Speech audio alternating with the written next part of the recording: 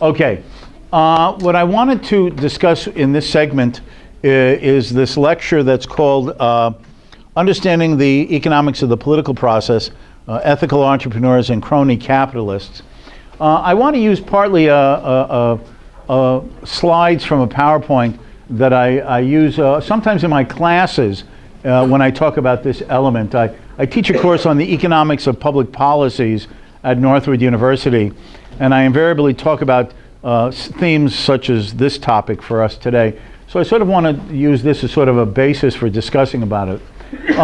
To begin with, in thinking about the role of government and the political process, as I say here in the summarizing in this slide, for most of the last 200 years, when people spoke about public policy, what government should do, what government could do, the presumption was two things: that those who work in the political process, from high political authorities down to small bureaucrats, that all those who are participating in the political process do so for altruistic reasons. It's sort of like the politician who runs for office says, well, someone says, well, why do you want to be prime minister or president or mayor or whatever? Oh, I want to serve the community. I want to give back. I want to improve the life conditions of my fellow countrymen, right? So the idea is that these people are in political office or running for political office. They have no self-interested motives. They care nothing for themselves. Their only concern is to serve humanity, right? To serve humanity. The other presumption is that those who did this had the knowledge, wisdom, and ability to be able to undertake what was promised or suggested by government. Now, beginning in the 1950s and 1960s, as I say, there developed a group of economists and political scientists who said it was unrealistic to talk about the workings of the marketplace and say, well, what are people pursuing in the marketplace? Self-interest, right? When the guy is selling us a pair of shoes, we know he's trying to sell us a pair of shoes because he wants to make a sale. He wants to earn money. We assume that his concern in making a pair of shoes that we're interested in buying is guided by a self-interested motive on his part. Why is it then that supposedly when we talk about politics, we assume that people are sort of like motivational eunuchs? They have no self-interest in mind, just their fellow man. And these economists and political scientists said that it was inappropriate and logically inconsistent to presume one set of behavioral characteristics when people operate in the marketplace and another set of behavioral characteristics when they participate in the political process. Self-interested individuals in the marketplace, altruistic, other-oriented angels in the political process. And these people became known as the public choice theorists. They said the same assumptions used when studying man in the marketplace should be presumed and used when studying man in the political process. And they said that what are some of the basic assumptions that we assume by people in the marketplace? And the students here, they've taken some economics. This should be familiar. First of all, methodological individualism. When we talk about the community, the society, the market, we realize that we're really ultimately only talking about individuals. Nothing happens in the market arena, nothing happens in the political arena that does not originate and start with the actions and decisions and choices of individuals. The idea that society, that the nation, the nation acts, or the people speak, or the society chooses, is meaningless. These are just general shorthands, because the fact in the real world, only individuals act, only individuals speak, only individuals choose. And that we should assume that individuals in the political process are guided by and act on the same basis as when they act in the marketplace, on their own conception or view of their self-interest. The individual may include in the idea of his own self-interest concerns for others, his family, his friends, for other members of the community. But it's as he's defining what he considers to be good or desirable. And that there is no independent or objective meaning to the public good or the general welfare or the common interest. These are defined by individuals, and different people can have different views about what the public good or the general welfare or the common interest mean and contains. The other assumption we should assume about people in the political arena as well as in the marketplace is that they're utility maximizing. That's just the economist jargon for saying that each individual attempts to attain as many of his self-interested goals and ends as possible, as they're defining the desired ends, goals, and purposes. And, as in the marketplace, we should presume that in the political arena, individuals try to minimize their costs and they look for gains from trade. They try to minimize the cost of achieving their goals, and they evaluate political choices at the margin, they make trade-offs, and they search for opportunities for political gains from trading with others in the political process. The other thing that the public choice theorists asked us to remember, that those choosing, deciding, and acting in the political process are imperfect human beings, like everyone else. One other assumption that the public choice theorists make is that those who choose and act in the political arena are like everyone else in society, in that they do not have perfect knowledge. They are no more wise, no more informed, no more able to understand, analyze, and solve problems in society than many other normal human beings. It should be any other normal human being. They are not supermen with powers and abilities far beyond the rest of humanity. And therefore, turning a social problem over to government does not in any way assure that those in political power will know how to solve it. Indeed, given that people in government also have imperfect knowledge and limited abilities, their actions can just as easily make the problem worse rather than better. And I suggest here turning social problems over to government to solve can be like the blind leading the blind over the cliff of disaster. The people in government have no more knowledge and sometimes less knowledge than many other people in society. Also, in evaluating government doing things, we should not ask the question, well, let's suppose we can make a perfect world versus the reality of our existing world. When evaluating the market in terms of public policy judgments and proposals, it is important not to make the mistake of comparing the real-world workings of actual markets, given the nature of man, given the limits on human knowledge, given the nature of human abilities and motives, with some ideal world in which economic policy decision makers have perfect knowledge or are never biased by their own self-interest and assumed to possess some superior ability to correctly and efficiently solve all the failures of the market and the society. The more reasonable comparison is between the possibilities and potentials of actual markets with people as they really are, with actual political processes with people as they really are. When this is done, it may happen that the analysis demonstrates that there is also the possibility of government failure. So, people talk about market, there's this problem in society, there's that problem in society, the market has failed. Well, the public choice people say there's also government failure. That is, a government intervention or regulation can make the real world market situation worse rather than better. And this was pointed out by a famous economist who taught at UCLA, University of California in Los Angeles, Harold Demsetz. The view that now pervades much public policy economics implicitly presents the relevant choices between an ideal norm and an existing imperfect institutional arrangement. In practice, those who adopt the nirvana point of view seek to discover discrepancies between the ideal and the real, and if discrepancies are found, they detect that the real is inefficient. To say that private enterprise is inefficient because imperfect knowledge is a part of life, or because the marketing of goods is not costless, or because people are risk averse, is to say little more than that the competitive equilibrium would be different if these were not the facts of life. But if they are the facts of life, that is, they cannot be erased from life at zero cost, then truly efficient institutions will yield different long-run equilibrium conditions than those now used to describe this ideal nirvana norm. So he's just basically saying, in thinking, well, the world is not perfect, what can we replace it with? The perspective from which you look at this is that, well, what could the government do in its own imperfect way? And the government's imperfect answer could be worse than the imperfect situation in the market. And then finally, it's also important that the fundamental difference when looking at politics in the marketplace is that in the free market process, choices and trades are based on voluntary agreement and mutual consent. Neither the buyer nor the seller can be forced to participate and enter into an exchange. It is the voluntary nature of free market exchanges that assures that any and all transactions are mutually beneficial and are viewed by both transactors as positive gains from trade at the time of the transaction.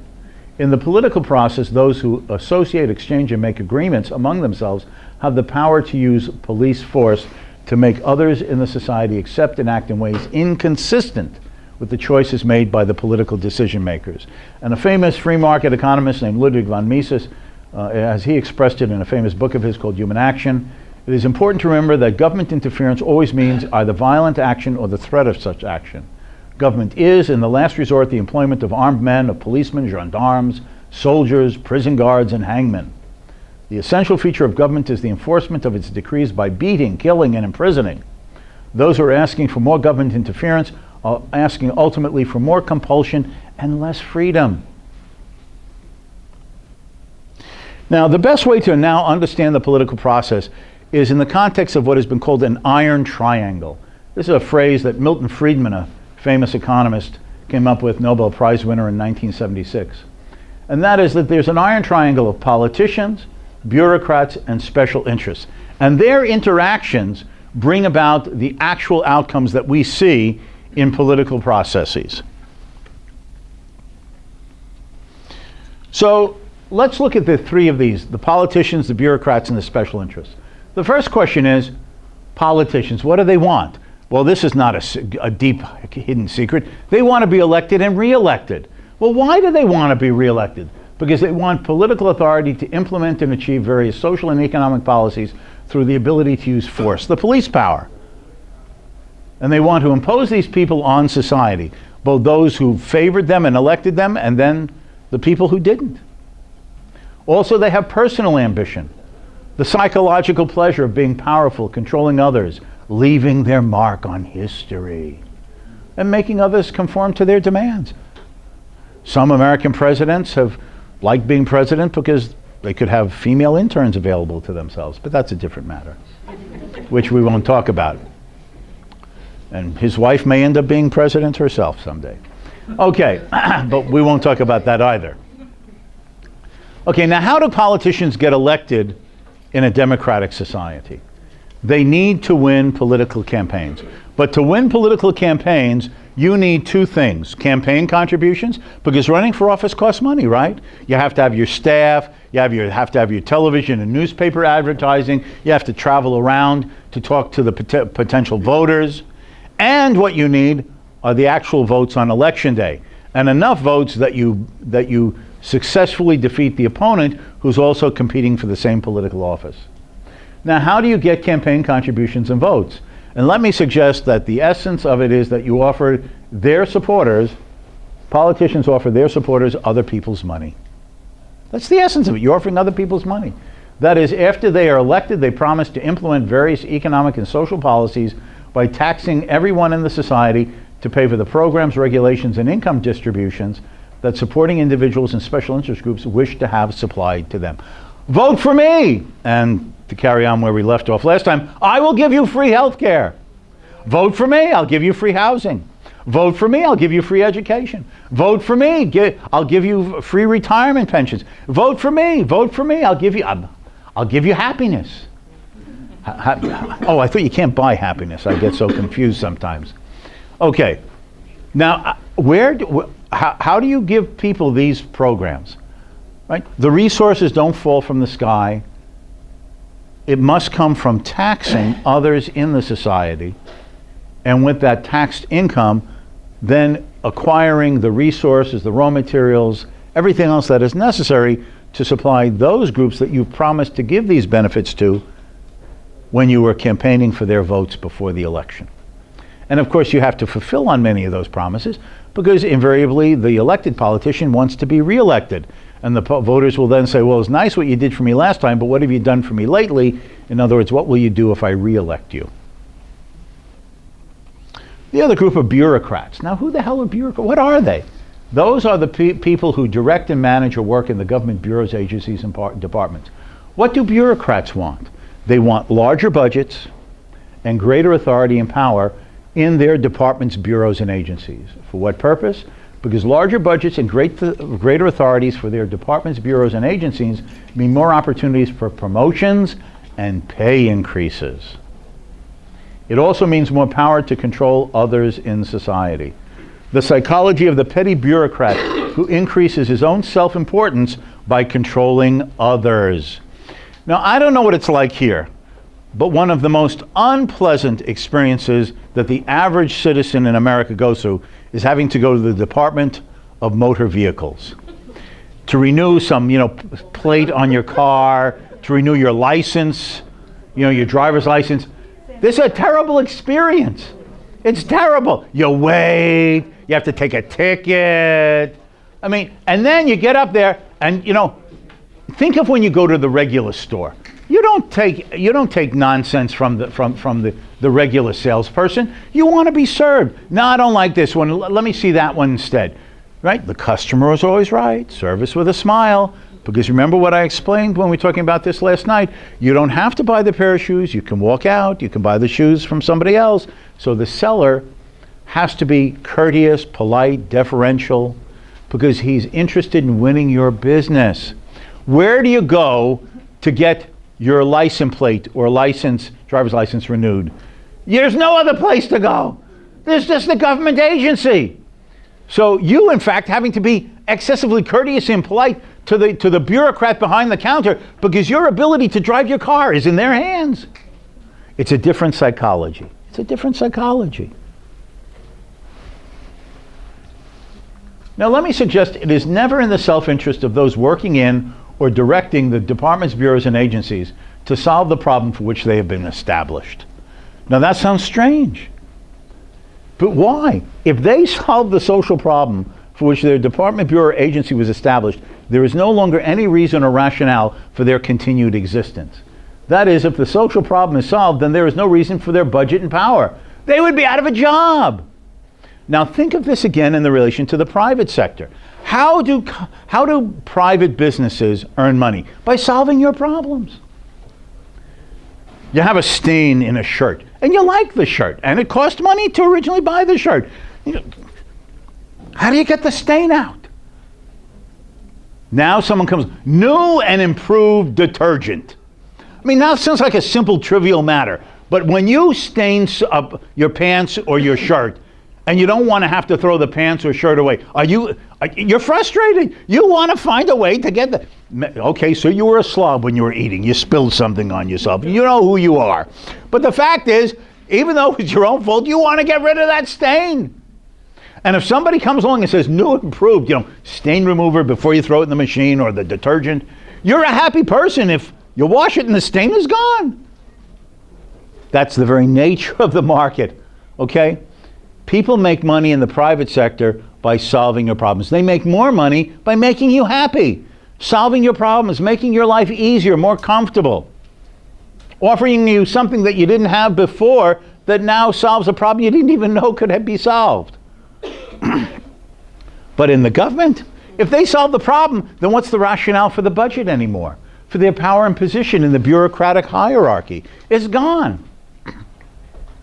Thus, it is in their self-interest to always justify larger budgets and more power by arguing that the social problem is worse than was originally thought, or to argue that even if that social problem has been solved, there are other social problems that can only be solved if they have the same or larger budgets and power.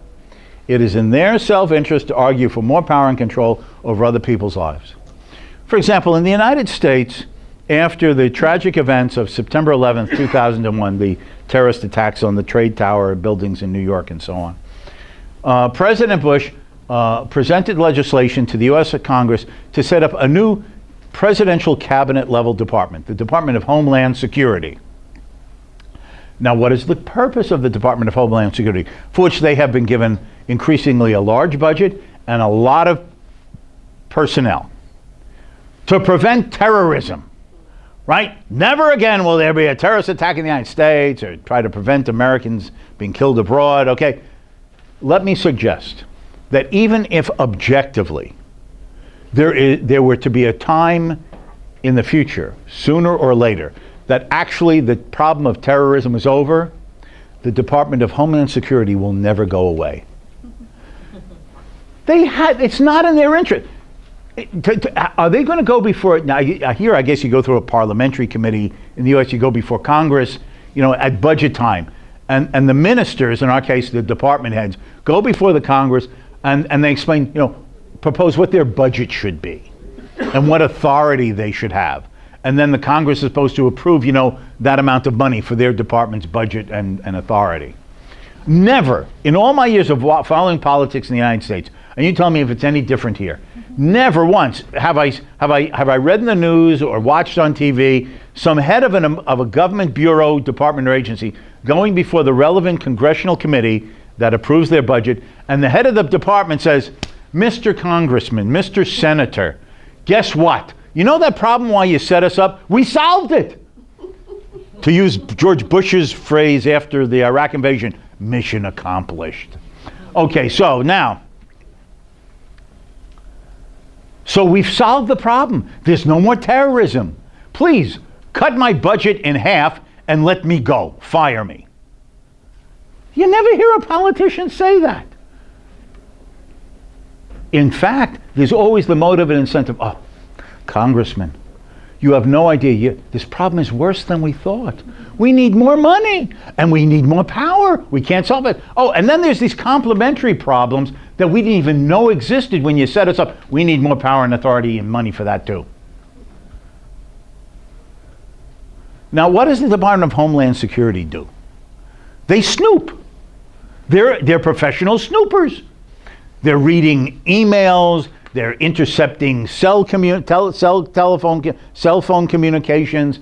They have suspects, and they like break in and they read every keystroke on the computer. They're reading your throwaway mail.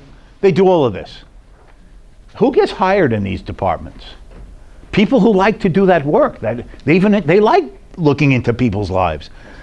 You know, I find it hard to believe that someone who's one of these intelligence snoopers in the Department of Homeland Security comes home after a day on the job in Washington and tells us, oh, Mildred, I can't tell you, I had to snoop into that person's private life. Oh, I felt so embarrassed. Oh, if I didn't have to do it. No. Who even applies for that kind of job? A snoopy person. They like it. And then they come home at the end of the week. How could I snoop better? Oh, yeah. And I need more authority and a bigger budget. This is how these people think. This is how they think. So the problem is, once this department is there, it's like, it's almost impossible to ever get rid of them because they have no incentive ever to solve the problem for which they've been set up, because it means that they have reduced authority and cut budgets, and that's not in their own self-interest. And finally, special interest groups. What are special interest groups? We talk about them all the time. Are groups of individuals in society who try to get government to implement regulations and controls over markets and market activities, or to impose taxes to redistribute income and wealth from some individuals and groups in society to others. Well, why? What's their purpose? To obtain larger revenues or higher incomes that they are not able to obtain through peaceful voluntary market activities or through voluntary contributions from others in society. They want to use the power of government coercive force to obtain from others what they cannot obtain through peaceful and voluntary exchange and persuasion. They want politicians and bureaucrats to give them other people's money. This can be done how?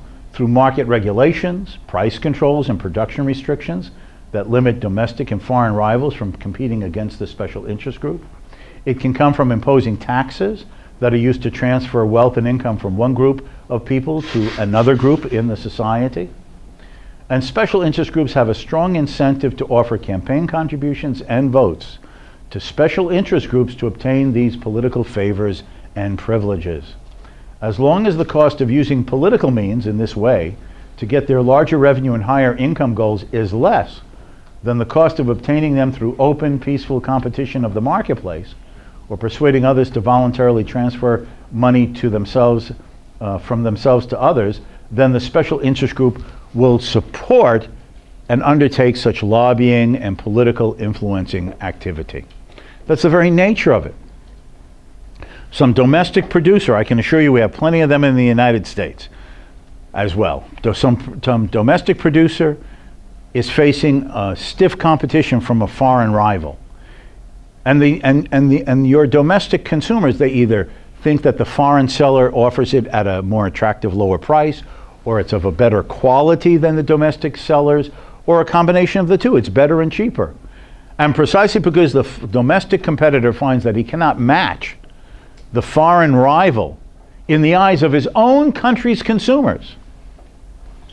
And rather than admit that he either can't compete and has to change his line of business, or be creative enough to find a way to offer it better or cheaper himself, instead he runs to the government. And through offering campaign contributions and making political connections and offering to arrange votes on election day, he therefore has imposed an import tax that raises the cost of the foreign competitor's version of the product, thereby capturing more of the domestic market than he could honestly earn if he had to make that better product and offer it to you at a lower price. Now, if that sounds like things that may occasionally happen in the Bahamas, I can assure you special interest groups play those same kind of games in the United States. They're picking your pocket. They can't earn that dollar in your pocket honestly by giving you something you want and are willing to pay for, so they use the politician to go in and pick your pocket and transfer it to them. That's the very nature and essence of this process. And it is this triangle of the politicians, the bureaucrats, and the special interest groups that interact and create this tendency for government to become more powerful, larger, more intrusive. Now, if we understand this, why does this process go on? And these group of economists, who have I said called the public choice theorists, they try to explain this because there is unfortunately a perverse and biased dynamic in the political process that makes it very difficult to break this iron triangle of the politicians, the bureaucrats, and the special interest groups. Now, and it's unfortunately one of the aspects of division of labor. The benefits of division of labor come from specialization of tasks that enables a significant increase in production and productivity over a community of men, in comparison to individuals attempting to produce all they need in a system of economic self-sufficiency. In a developed and extensive system of division of labor, each individual becomes the producer or participant in the production of one or a small handful of goods or services. The baker, the butcher, the baker, and the candlestick maker each focuses on producing his own product and then sells most or all of what he produces in exchange for all the other goods that others in society are respectively specializing in producing. This creates a network of mutual interdependency in society. Each is dependent upon the others, members of the market, for virtually all the other goods he uses and consumes. We all benefit in our role as consumers. The more productive we each are in our own chosen line of production, the greater the varieties, the greater the qualities, the greater the quantities of all the goods we each are able to buy and enjoy for the necessities, conveniences, and luxuries of life. Yet none of us can benefit as a consumer unless we have respectively succeeded as a producer. Unless we succeed in earning a desired income or revenue in our role as a producer, we do not have the financial wherewithal, the means, to buy what we want as a consumer. Thus, perversely, while an open competitive market benefits all of us, where all of us must serve the others in society, and the others in society in their producer roles must serve us, it creates a tendency on the part of each individual to give a greater priority and importance to his success as a producer of one product than his role as a consumer of the many products offered by others on the market.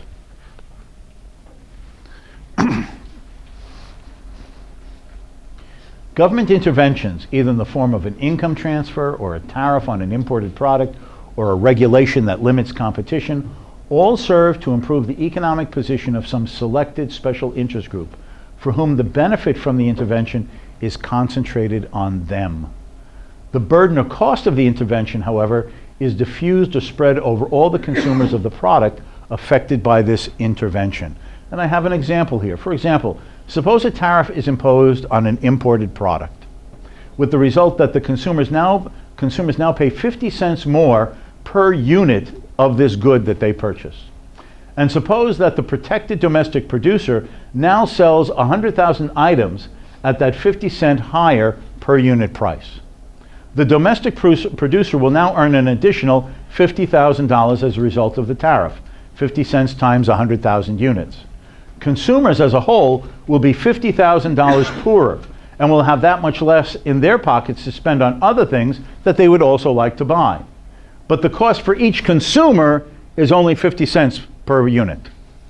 Clearly, the domestic producer will have a greater incentive to lobby, to try to influence the legislature or the parliament, to have the tariff imposed, or to lobby to stop it from being eliminated, compared to the individual consumers.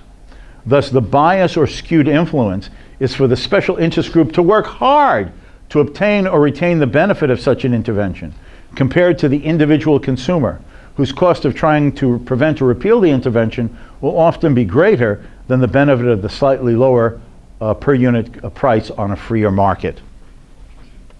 And this actually was explained by a famous Italian economist over 100 years ago, Vilfredo Pareto.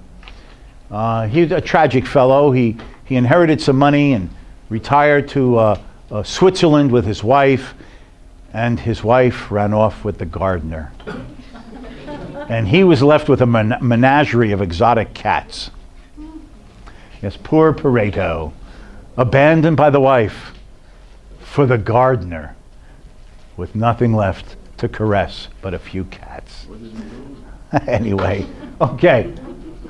He explained this in 1896. Suppose that in a country of 30 million inhabitants, it is proposed under some pretext or other to get each citizen to pay 1 more franc a year and distribute the total amongst 30 persons. Each one of the donors will give up 1 franc a year. Every one of these 30 beneficiaries will receive 1 million francs a year. The two groups will differ very greatly in their response to the situation. Those who hope to gain 1 million a year will know no rest day or night. They will win newspapers over to their interest by financial inducements and drum up support from all quarters. A discreet hand will warm the palms of needy legislators, even ministers. Ooh. On the other hand, the despoiled, those who are going to be taxed, are much less active. A great deal of money is needed to launch an electoral campaign. Now there are insuperable material difficulties militating against each citizen to contribute a few centimes. One has to ask a few people to make substantial contributions, but then for each people there is the likelihood that their individual contribution to the campaign against the spoliation, the plunder, will exceed the total amount they stand to lose by the measure in question. Those who hope to gain 1 million apiece have agents everywhere. In contrast, the individual who is threatened with losing 1 franc a year, even if he is aware of what is afoot, will not for so small a thing forego a picnic in the country, or a falling out with a useful or congenial friends, or get on the wrong side of the mayor. In these circumstances, the outcome is not in doubt. The spoilators, the plunderers, will win hands down. This explains the bias, public choice theorists argue, as to why government grows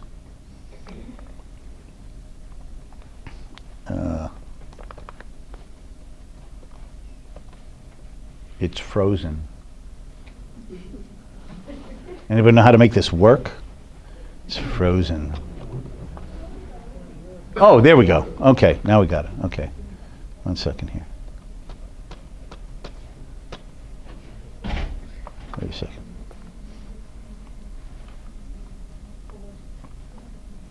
Okay, 1 second.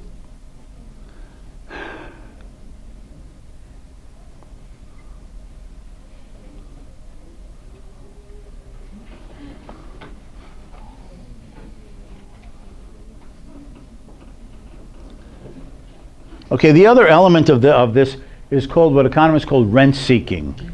Okay, rent seeking is a strange term. Rent is a name given to the pursuit of profits through the political process. It has been suggested that a better name for the concept would be political profit seeking in comparison to market profit seeking. Now, what is a rent? Economists use this term rent. Econ students or business students should know this. Is a profit greater than the opportunity cost of doing something else. For example, suppose that Sam would be willing to do a job for employer Jones for $1,000, representing what he could just earn if he were to be hired instead to do a different job for employer Smith.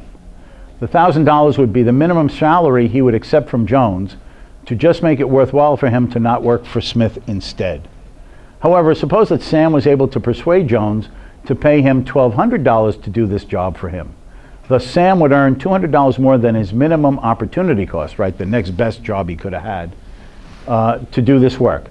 This would be his producer's surplus, a net gain over the minimum price he would have been willing to accept if he had to.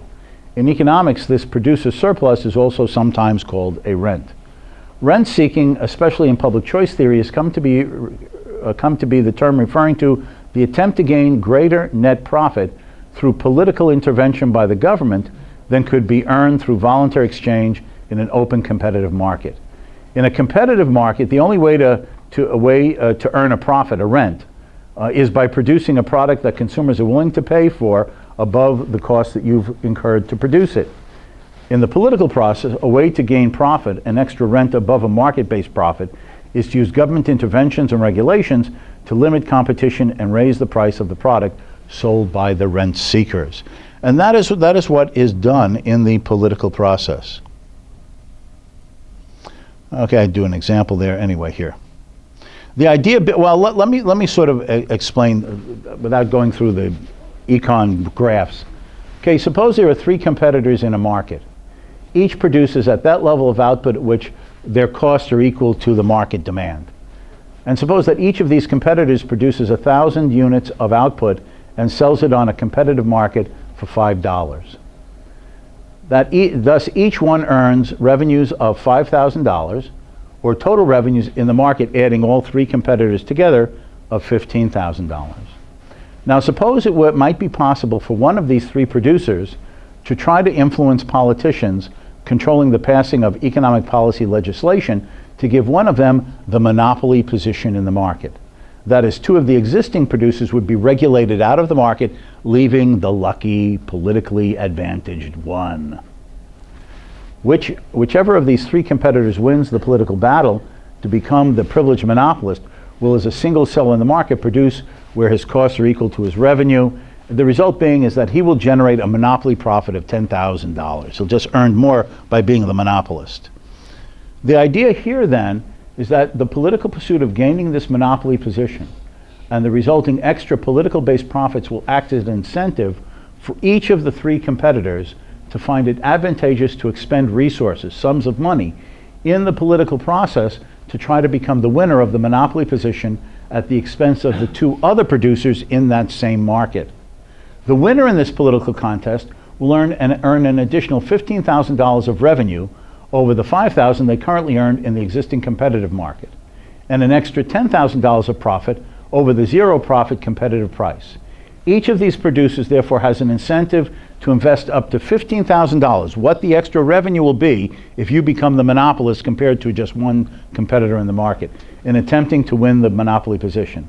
This means that if you expect that if you can win the monopoly competition in government and make this extra amount, let's suppose your extra revenue as the monopolist would be $15,000, then what's the maximum you're going to be willing to lobby, expend to influence the political process? Up to the extra money you could earn if you're the winning monopolist.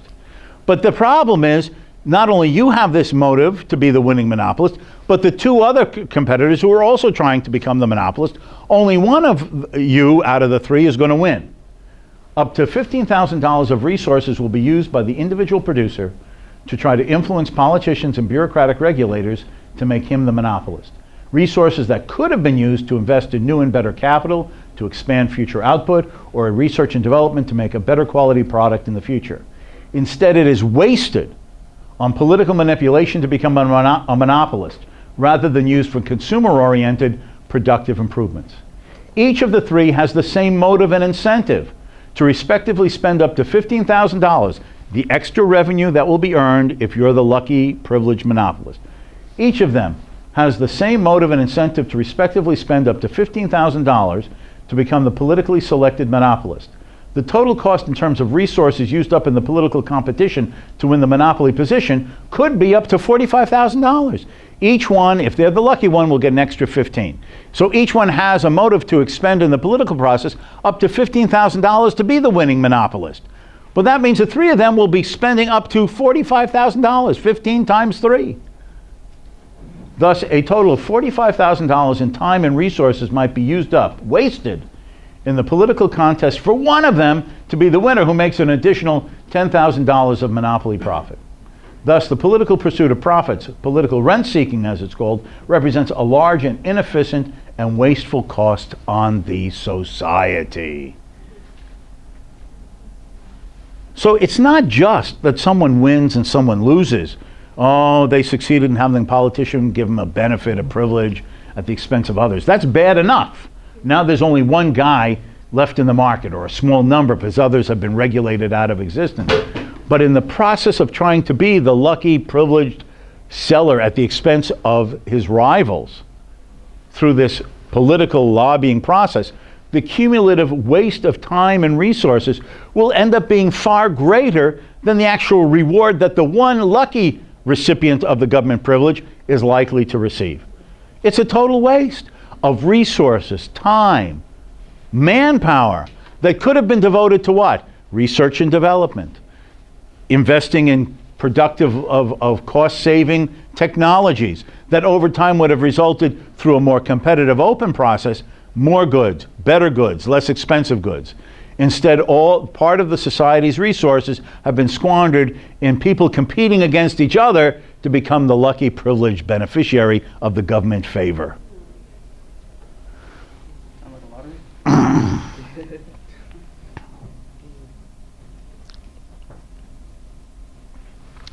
Now, if this is all true, there's another dilemma we face. And that is, why is it so difficult to get people to be interested in fighting this? Okay, privileges are being given to some. It's expense of their rivals who are regulated out of the market. It's at the cost of all of us as consumers. We have less variety, less choice. We pay more. We have less innovation over time. We all suffer from. So why aren't we willing to be active in this, to prevent this, to prevent these types of political manipulations and special interest benefits that politicians bestow in the process of trying to buy votes to be elected themselves? Well, the problem here is what economists call rational ignorance. Okay, it is sometimes rational to be ignorant. Now that sounds like, a contradiction, but it's not. And it's something that each and every one of us practices all the time. Okay? Rational ignorance explains why it is that it may be reasonable for a person to be ignorant, that is, intentionally uninformed or less than fully informed about something. Now, why? Everything has a cost. Everything has a cost. More time devoted to one activity means less time remaining available to do something else during any given period of time. Individuals allocate their time to any one activity for as long as they consider the resulting benefit to be greater than the cost of using that time for some alternative action or activity instead. Now let me ask the students here. You've been assigned term papers to prepare some research report, right? Now, and you had to do research. Maybe you read some books or magazine articles in the library. You went online to do some research, right? Now, when you sat down to actually write the paper or the research report, had you, to your own ability and knowledge, read everything there was on that subject? No. You stopped at some point. Why? Because it reached a point where A, am I really going to learn much more by reading one more article or one more, Google, Wikipedia entry to really improve the quality and the content of the paper I'm going to write? And what is it going to cost me? And the cost is, well, if I devote another hour to reading, another hour to doing internet research, that's 1 hour more that I don't have available, what? To study for that other class, and I have an exam coming up in that class next week too. Right? You make your trade-offs. And even though you know that in principle there's something else you could have learned that in principle could have been used in the paper, you chose not to read that extra one more article or chapter in a book. You chose to be ignorant of whatever hypothetical information you could have learned from it. Is that true? Yeah, and that's common sense with everything. I know a lot about economics. I know nothing about American baseball. I know people who know, like every score won by a game in American baseball since the 1920s. In my mind, who cares? Right? I'm not into sports.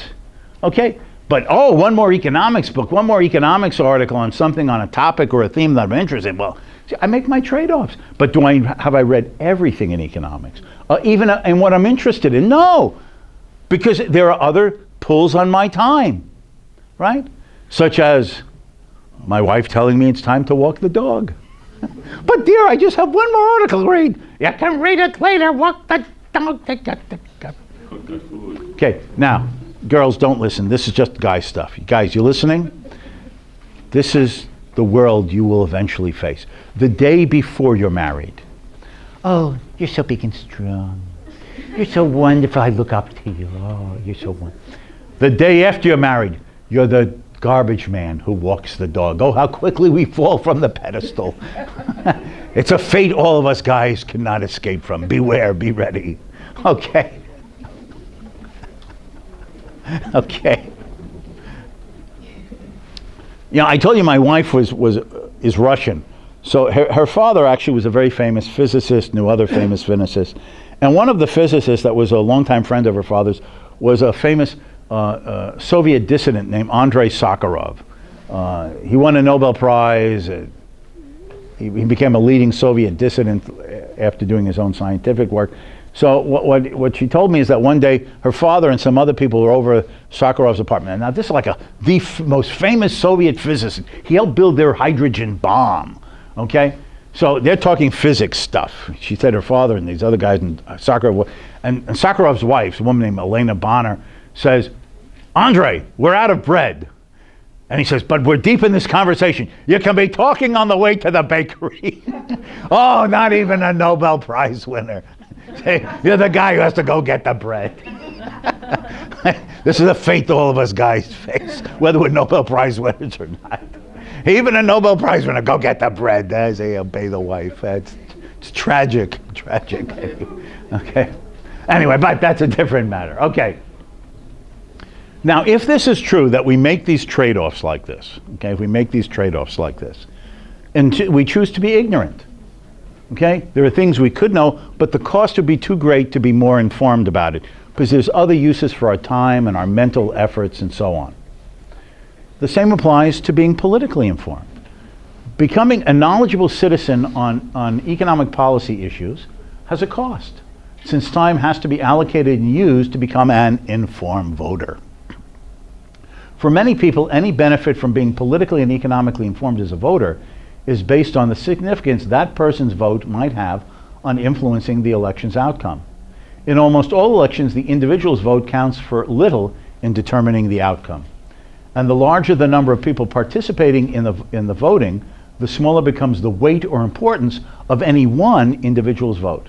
For example, this past November in the American presidential election, the count showed that 118 million eligible voters cast their vote for president in the U.S. election. This meant that any one voter counted for only one 18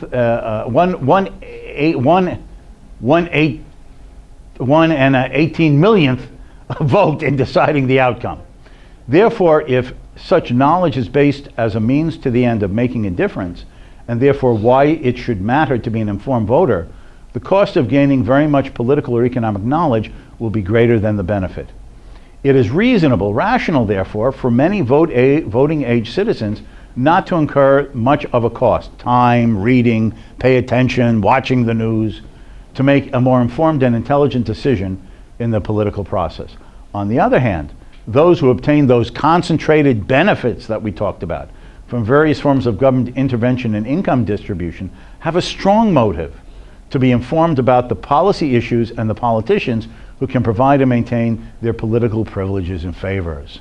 That's why special interest groups have such an influence on the political process, because the benefit is concentrated towards them. Think of the example that, like Pareto had, a society with 30 million people, and the government taxes each of those 30 million people just $1. Well, that represents total of $30 million. And then you distribute the $30 million of that extra tax revenue among a special interest group of only 30 people. Each one earns $1 million from the government redistribution from the taxpayers as a whole to them. Well, who has the bigger interest to push for that or try to see to try to change it? Well, it costs me an extra $1 a year in taxes. How much time, effort, reading, participation in an anti-special interest group lobby am I going to be willing to participate in and incur a cost of just to save $1 of $1 in tax? But the special interest group, each of whose members, those 30 members, get an extra $1 million, well, they have a strong influence and interest in trying to establish it and maintain it. And that's the skewedness, the bias of concentrated benefits and diffusion of burdens through the political process that makes it very difficult to bring about political change.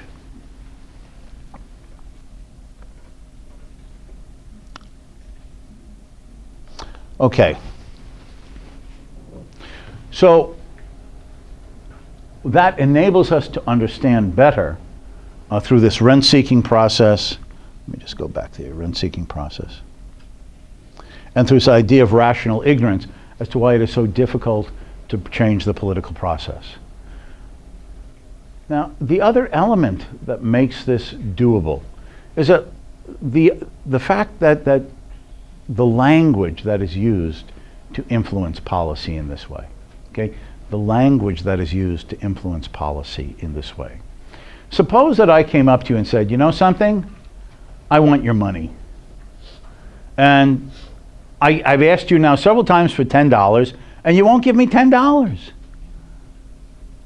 But I want $10.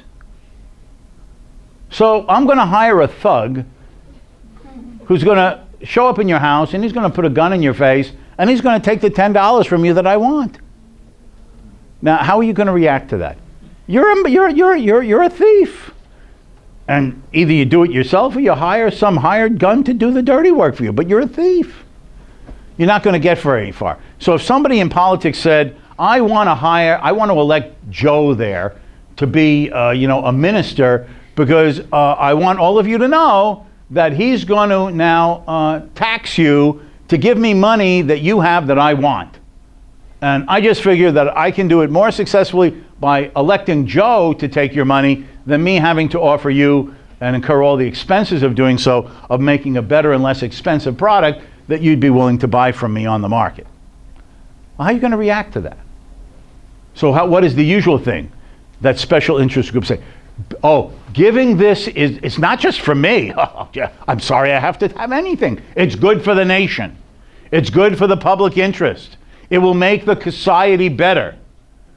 In other words, they wrap themselves in this rhetoric, this language, this phraseology, as if benefiting themselves by picking other people's pockets is somehow in the good of the nation. And we fall for this rhetoric.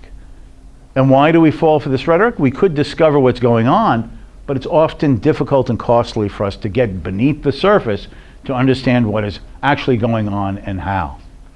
And that is the dilemma that we face the more that government is involved in these economic decision makings. The more the government involves itself in redistributing wealth, regulating markets, manipulating for various purposes the tax code, the more politicized it is.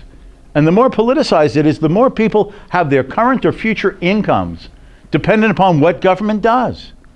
A tax here, a regulation there, an import restriction over someplace else, increasingly makes more and more of their lives involved in politics. And therefore, whether they make money or lose money, get more money or less money, is dependent upon how close and successful they are to those in political power. And that results in more of these special interest groups, each of whom have these concentrated benefits at the expense of the rest of the society. It is the very reason why one should be hesitant and cautious about this, because it creates a political structure in which, once it's established, it's very difficult to reverse and break. It's not impossible, but extremely difficult and hard to break. And we will end the lecture there. Thank you very much.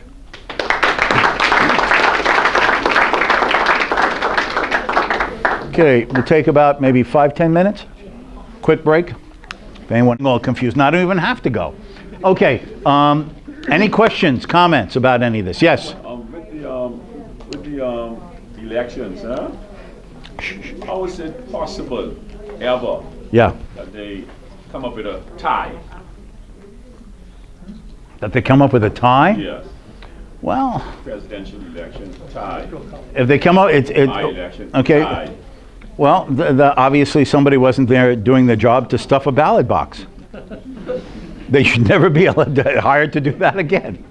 Well, the fact is that in many democratic countries, there isn't ballot box stuffing, and sometimes it's a tie. I mean, that was the case with part of the American election in 2000, when George Bush was running against the then Vice President Al Gore. And there's a two-tier system of the American presidential election system. There's the popular vote, but then there's this thing called the Electoral College. Each state, based upon whether a state went for one presidential candidate or another, has this group of representatives who cast their ballot.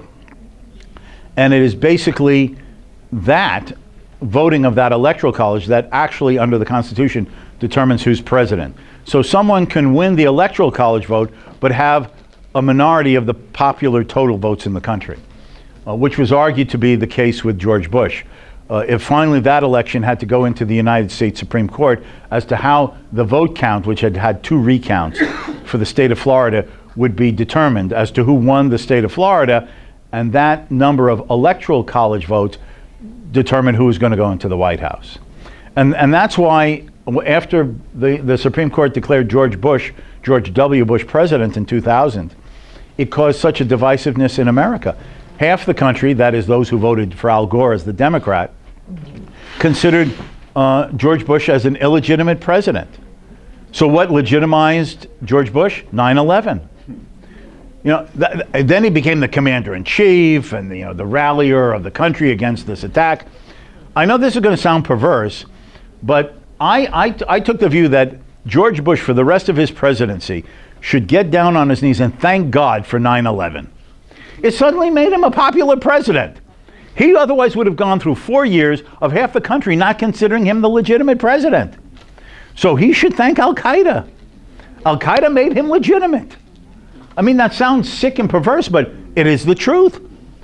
Because now a lot of people, Americans, got disillusioned with him by the end of his second term in office because of his decision to also invade Iraq and the divisiveness of that.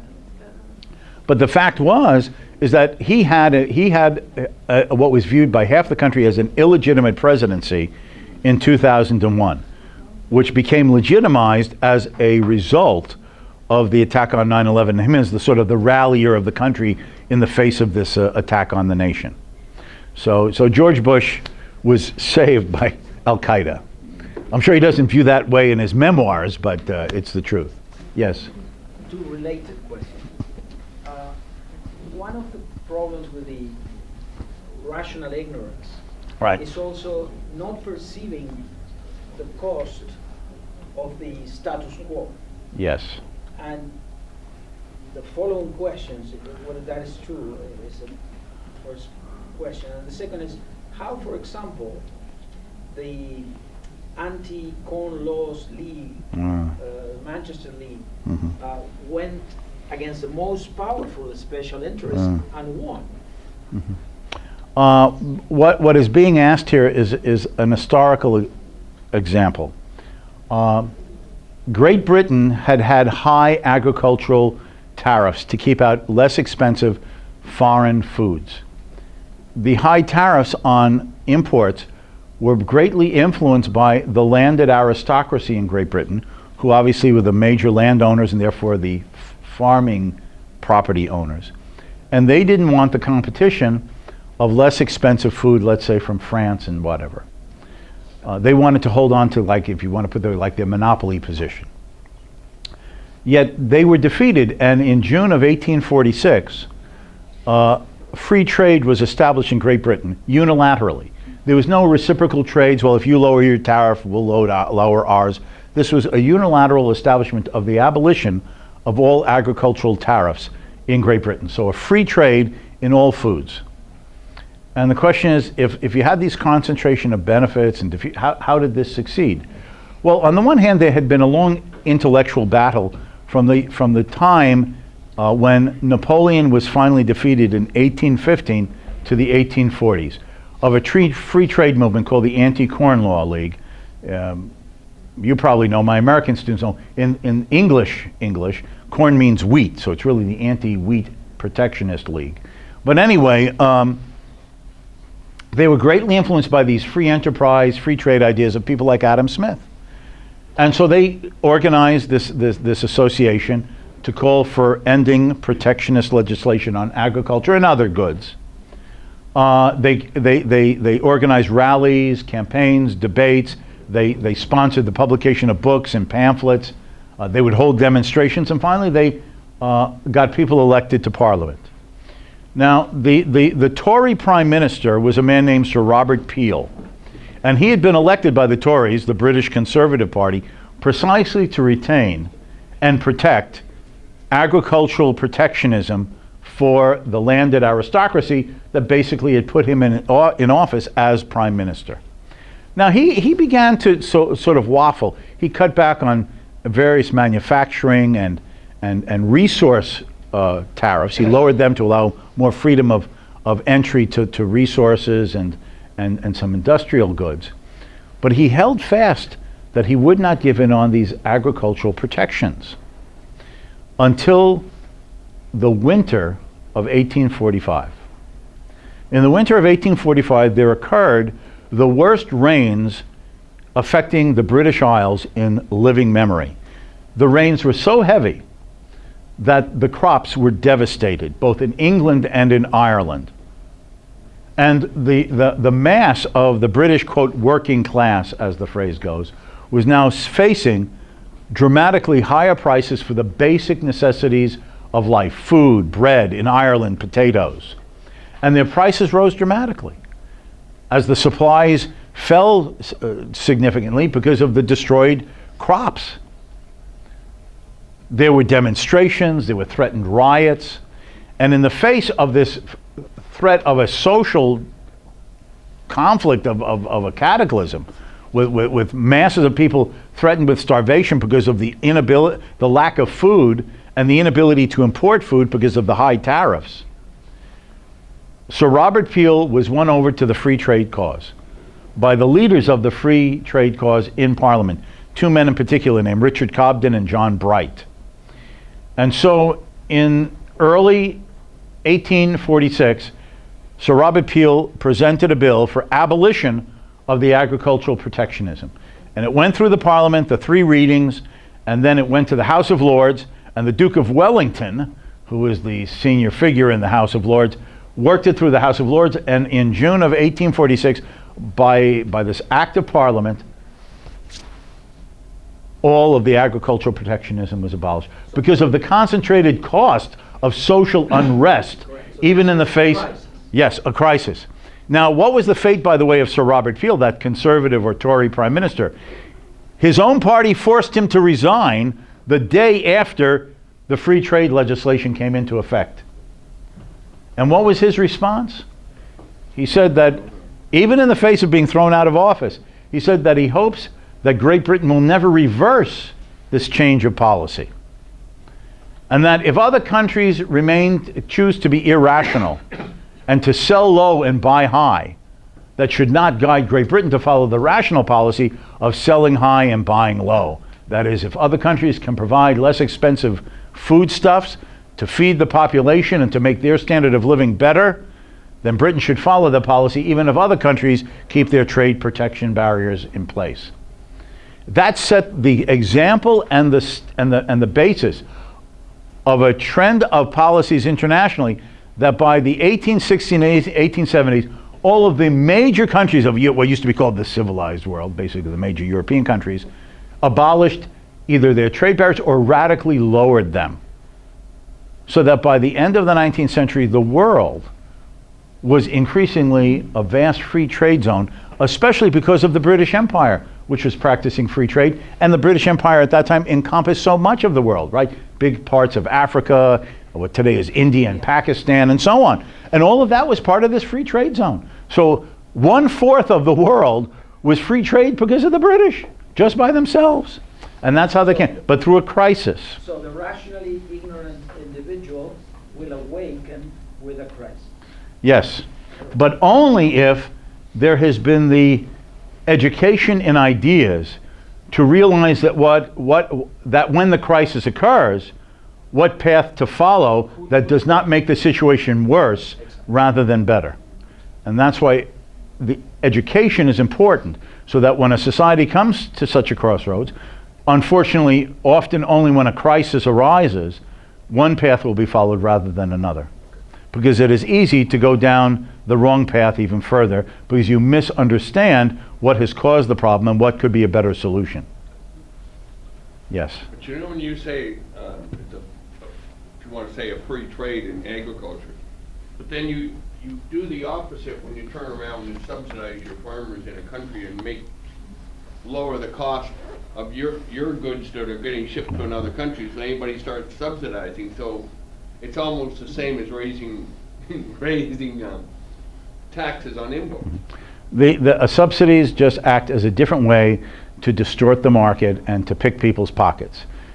Instead of having your pocket picked when you pay more when you buy the product, you have your pocket picked by the politician who taxes you and then redistributes it to the lucky subsidized manufacturer or farmer.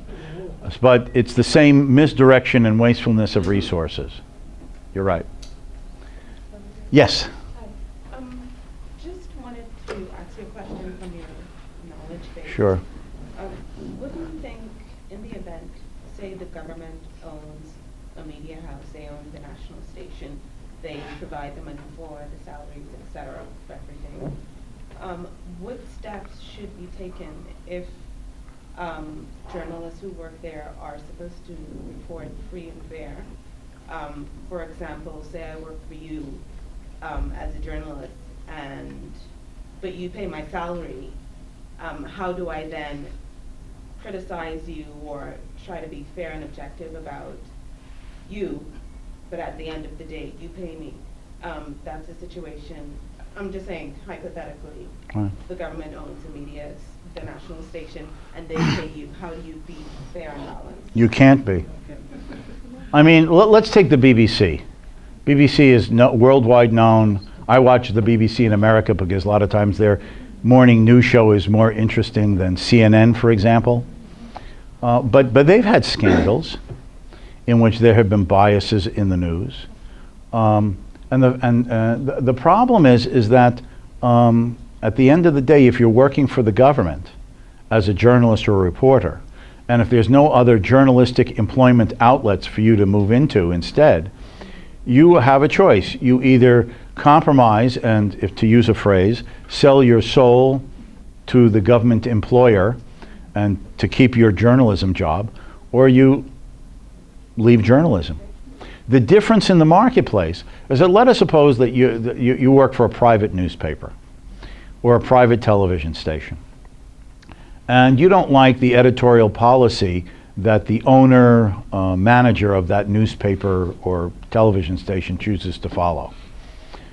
You may try to reason with him because you're just an employee, and you can express your view.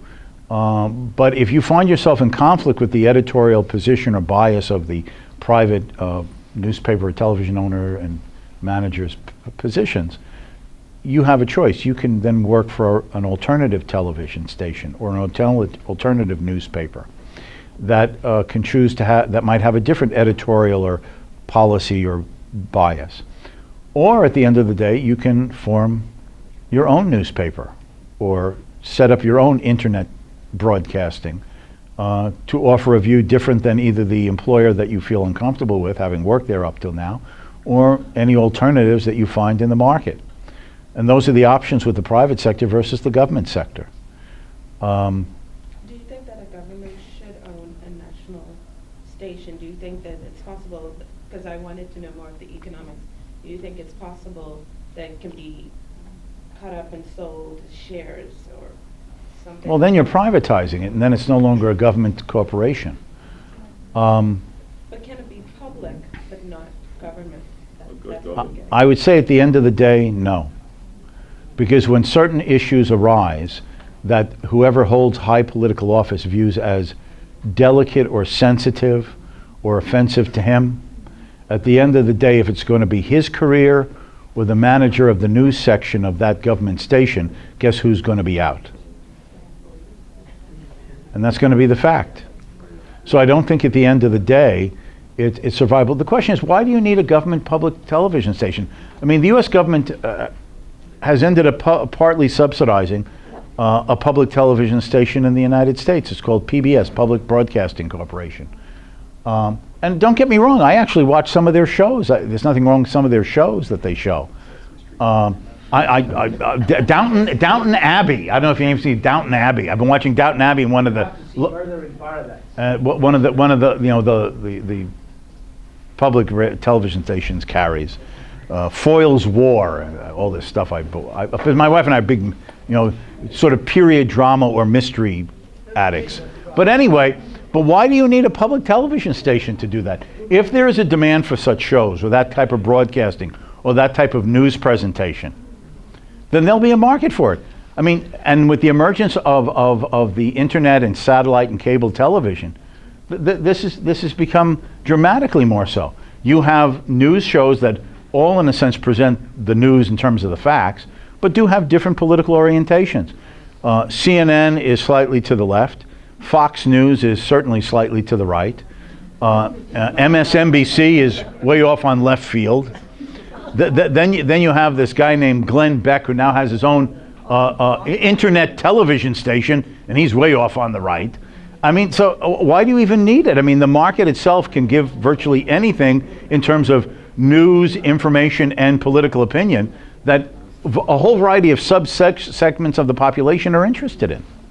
So even the rationale that might have been in existence, let's say 70 years ago, for such, the government should at least give this, public broadcasting. It seems to me that technology and competition have totally made it redundant. There shouldn't be a public broadcasting company in the U.S. There shouldn't be a BBC in Great Britain.